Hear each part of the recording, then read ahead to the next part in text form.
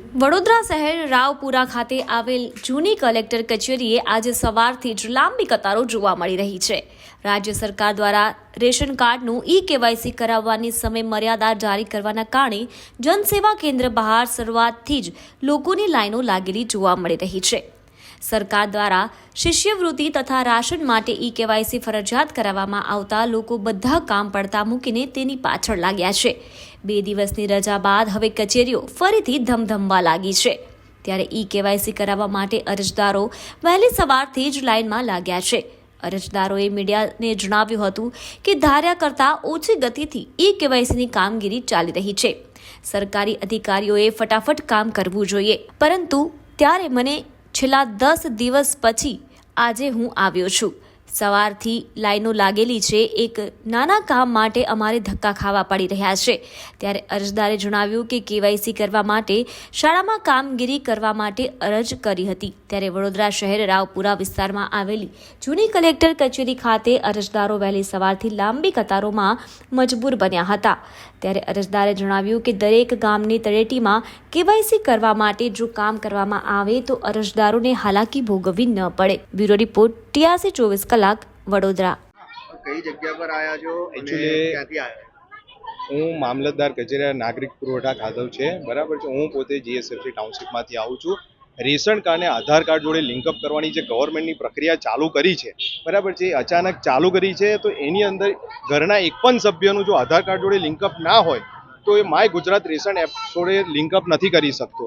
માત્ર PDS application through કરે છે. PDS એપ્લિકેશન થ્રુ એડ કરવા માટે નાગરિક પુરવઠા ખાતા અને સ્કૂલ આ 2 જણાને ઓથોરિટી હોય છે, બરાબર છે. પણ દરેક ગામડાની સ્કૂલવાળા કરતા નથી. એટલે જેટલા ગ્રામ્ય વિસ્તારના જે બી ભાઈઓ છે એ લોકોને સ્કૂલવાળા નથી કરતા. એટલે અહીં સવારનું ધક્કા ખાવા પડે છે, લાઇનમાં ઊભું રહેવું પડે છે, ટોકનો લેવી પડે છે અને આ બધી તકલીફ થાય છે. જો ગવર્મેન્ટ દરેક સ્કૂલવાળાને કહી દે કે જે પણ ગામની જેટલી સરકારી સ્કૂલો છે ત્યાં આ PDS એપ્લિકેશન થ્રુ બધાનું રેશન કાર્ડ આધાર કાર્ડ જોડે લિંકઅપ થશે તો આટલા બધા ભાઈઓને આ બધી તકલીફ ના પડે. અહીંયા તકલીફ એવું છે કે સવારના આવવાનું, લાઈન કઈથી શરૂ થાય એ નહીં ખબર, ટોકન કેટલા વાગે વેચાય એ ખબર નહીં પડતી. એ બધી વસ્તુ તો છોડો, નાની માહિતી પણ કોઈને ખબર હોતી નથી. એ બિચારા અંદર જઈને પૂછવા જાય છે તો ધક્કા મૂકી થાય છે. અવ્યવસ્થાનો એટલું બધું તકલીફ છે લોકોને. તો સરકારને માત્ર જો આ કાઢ્યું છે તો PDS એપ્લિકેશન થ્રુ જેટલી ગવર્મેન્ટ સ્કૂલો ગામડાની અંદર છે એ લોકોને તાકીદથી મામલતદારશ્રીએ કહેવું જોઈએ કે તમારે દરેક ગામનું કરવું પડશે. એ લોકોને અહીંયા સુધી ખેંચાવું ના જોઈએ.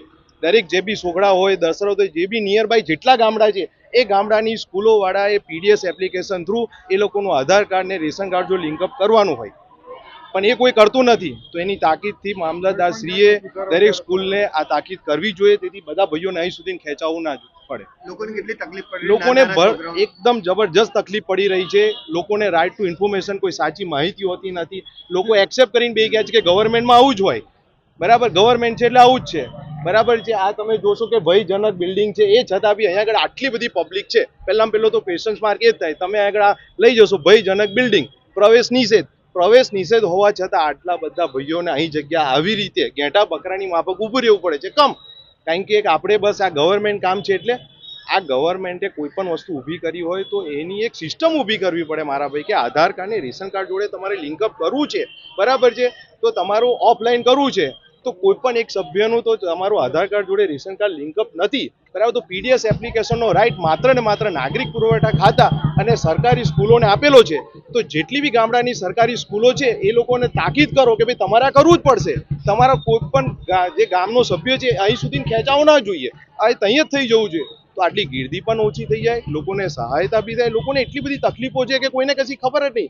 બિચારોને હવાના ઉઠીને અહીં આગળ આવી જાય છે, બરાબર છે. બાકી સોખડાનો હોય, જે બી ગામડાનો હોય, પોતાના ગામમાં કરી શકે ને મારા ભાઈ. તો ગવર્મેન્ટ કોઈ બી કામ કરે છે તો એની કોઈ સિસ્ટમ નથી હોતી. બસ આ એક જ શું કોઈ પણ પ્રકારની એકચ્યુઅલી કોઈ પણ માહિતી અહીં જે લાઈન ઊભી રાખવામાં આવે છે ને એ ગંદી ટોયલેટ આગળ લોકોને મોઢા પર રૂમાલ બાંધીને ઊભું રહેવું પડે છે. અમે આધાર કાર્ડનો નંબર સુધારવા માટે સવારે 5 વાગ્યાના હવે 11 સાડા 11 આવે. કેટલા વાગે ટોકન મળે છે? 11 વાગે. કેટલા લોકો સવારથી ઉભા છે? અરે કમસે કમ 300-400 જણ માણસ છે. ક્યાંથી આવ્યા છે? વાસના કોતરિયા. તમને શું લાગી રહ્યું છે આ સુવિધા માટે? શું સરકારે સુવિધા માટે તો લોકોનો પગ થાકી ગયા ઉભા બરાબર. સુવિધા કશું નહીં. અહીં કઈ પાણીનું નહીં, કઈ નહીં.